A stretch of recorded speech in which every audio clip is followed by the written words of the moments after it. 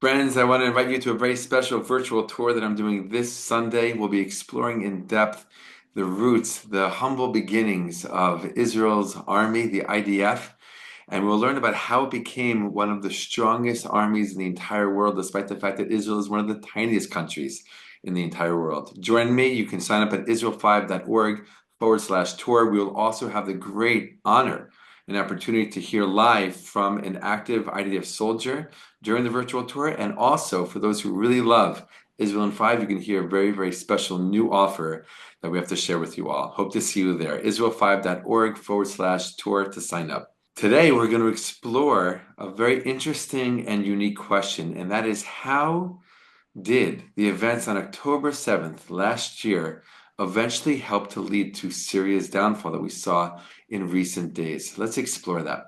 Shalom, this is Akiva Gersh with Israel in 5, where we give you everything Israel in 5 minutes. Please like and subscribe. And if you have any questions, want to keep the conversation going, please do so below in the comments.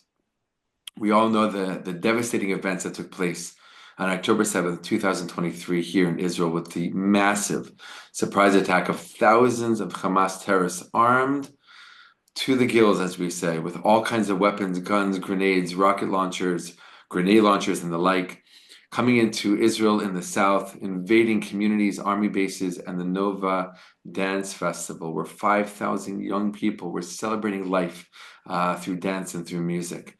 It was a horrible day. It was a dark day, one of the darkest days in Jewish history. And since then, we've had hard times, we've had difficult days, and at the same time, we've seen incredible things. We've had inspiring moments, a lot of an incredible amount of inspiring moments. Right? Why? Because the Jewish people have united. The Jewish people have risen up and fought back against our evil enemies, both in the Gaza Strip against Hamas and Islamic Jihad, basically rendering them incapable of ever again ruling the Gaza Strip.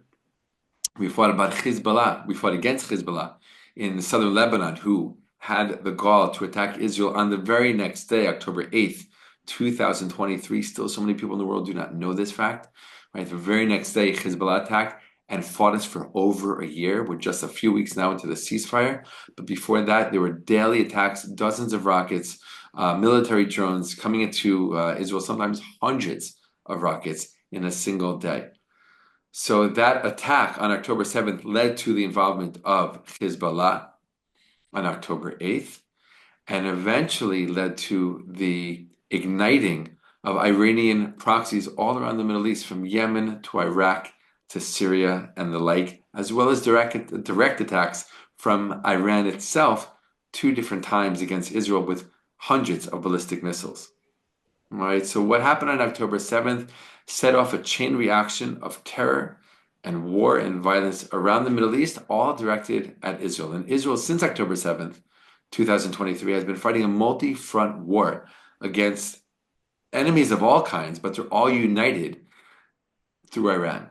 Right? They're all united through their support that they get, from Iran. Iran supports Hamas. Iran supports Hezbollah. Iran supports the Houthis in Yemen. Iran supports these terrorist proxies in Iraq and in Syria. And Iran has supported throughout the years the Assad regime in Syria, who, together with his father, have been in power since the 1960s, for over 50 years.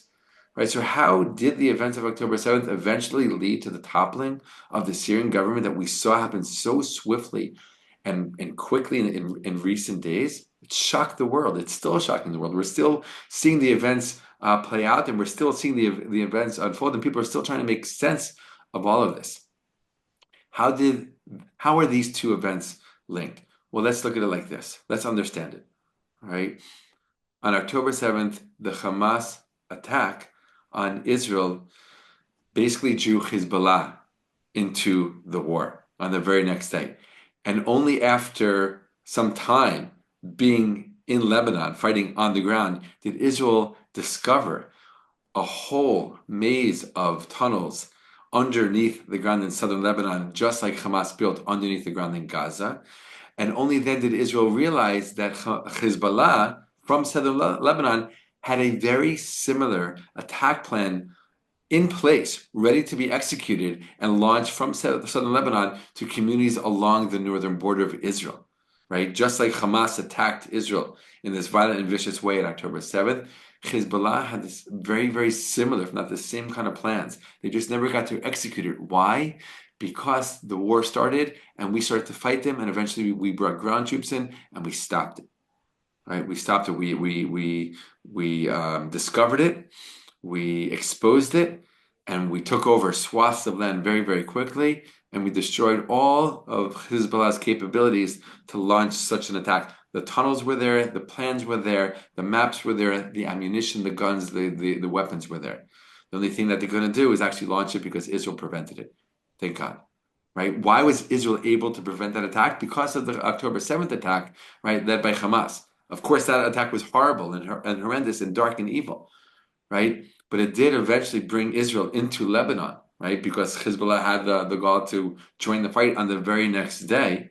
And that eventually led to basically Hezbollah is still around, but we severely and deeply damaged them and took a huge amount of their weapons away, right, by destroying them from the air through Air Force attacks, and also took a huge amount of their capability of ever again being in the position that they were on October 8th, 2023, in addition to killing many of their fighters.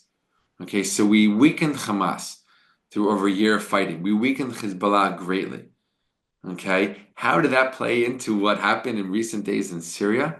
Well, we need to understand in the early years of the Syrian civil war that began in 2011 as a part of the Arab Spring that was happening around that time, right? And was a result of protests that were happening against the Assad government in Syria, and the Assad government cracking down on these protests in very violent ways, which just exploded the entire fight against the government and basically gave birth to all these different rebel groups, which gave birth to the Syrian civil war again in 2011. Hezbollah, because they're in cahoots with the Syrian government, because all supported by Iran, brought in thousands of fighters into Syria during the early years of the civil war to defend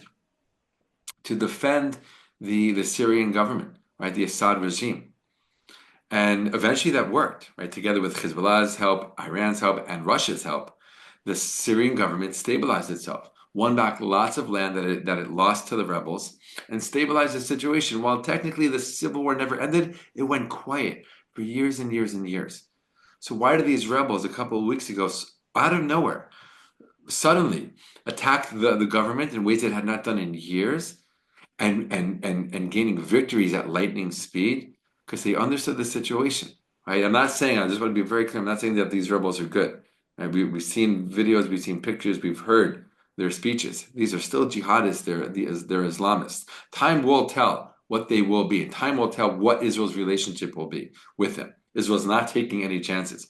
Right? We've already built up our defenses on our border with Syria. We've even moved into Syrian territory to really make sure that the message is very clear that they will not be coming into Israel and they will not be damaging or attacking Israel. And if they do, they will be dealt a very severe blow. Okay? But the rebels did read the situation correctly. They saw that Hezbollah fighters were greatly reduced and greatly weakened by their year-long fight with Israel. They saw Russia, right, being distracted and weakened by their war with Ukraine. Right? And they saw Iran as a result of the defeat of Hamas in the Gaza Strip, or the near defeat of Hamas in the Gaza Strip, and the severe, severe weakening of Hezbollah in southern Lebanon, and the Israeli attacks on Iran, right, which not only dealt them a serious blow militarily and physically, but also exposed, right, how exposed Iran is to Israeli attacks. Right? So the rebels also read that correctly, and they saw that Iran has also been weakened as a result. So all the major players who were supporting the Assad government in Syria were all weakened as a result of this war that started on October 7, 2023, because of the Hamas attack.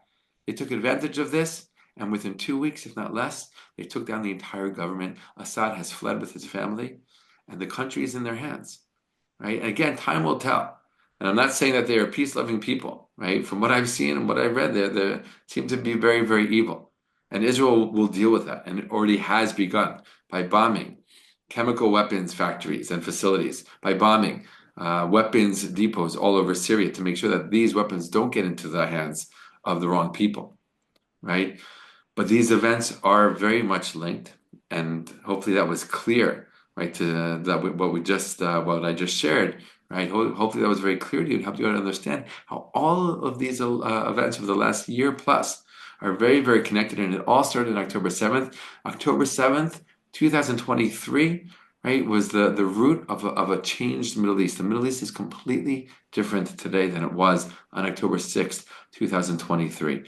Fortunately, thank God we can say Israel is doing a fabulous and fantastic job defending itself and fighting against the terrorists on all of its fronts, near and far away, and really debilitating them in incredible ways. All right. And what will be in Syria over the next days, weeks, months, and even years, we will see. And of course, we'll keep you updated about all of that in future videos. All the best, my friends, and be well.